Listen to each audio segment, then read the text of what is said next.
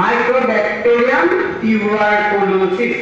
Mycobacterium tuberculosis এজন মানুহে হলে তেওঁ কাহিলেও কথা কলেও মানুহজন যদি টিবিত আক্ৰান্ত হৈ আছে তেনেহ'লে তেওঁৰ বতাহত ওচৰে পাজৰে থকা মানুহবিলাকক দি দিব।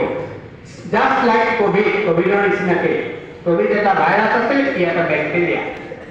আৰু সেইকাৰণে আমাৰ ইয়াত পৃথিৱীখনত বিশেষকৈ ভাৰতবৰ্ষত 40ৰ পৰা 60% বেক্টেৰিয়াতে টিবি বা জামটো সোমাই আছে। কিন্তু আপোনালোকৰ ইয়াত 100জন মানুহ আছো, তেওঁলোকে 40জন মানুহৰ গাত টিবি বেমাৰ জামটো আছে, কিন্তু সকলোৰে টিবি হোৱা নাইকিয়া। কিয় হোৱা নাইকিয়া? কাৰণ কেলে আমাৰ বেমাৰ প্ৰতিৰোধ কৰিব পৰা ক্ষমতাটোৰ সৈতে প্ৰত্যেকটো সময়তে যুঁজ বাগৰ মাৰি আছে, সেইকাৰণে হ'ব পৰা। যিদিনাখনে ধপাত খায়, যিদিনাখনে মদ খায় বা যিদিনাখনে অন্যান্য নিচাবিলাক ধৰি খাই পেলাই তেওঁ বেমাৰ প্ৰতিৰোধ কৰিব পৰা শক্তিটো নাইকিয়া কৰি দিব, সেইদিনাখনে কিন্তু টিবি বেমাৰটোৱে উত্থান হ'ব।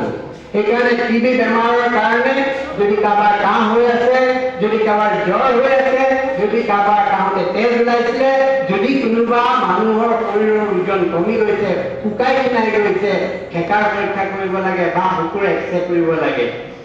ডায়েবেটিছ বেমাৰী হ'লেও কিন্তু এই ৰোগটো বেছিকৈ হয়। সেইকাৰণে মই সকলোকে খুব চমুকৈ এই বক্তব্যটো আগবঢ়ালোঁ।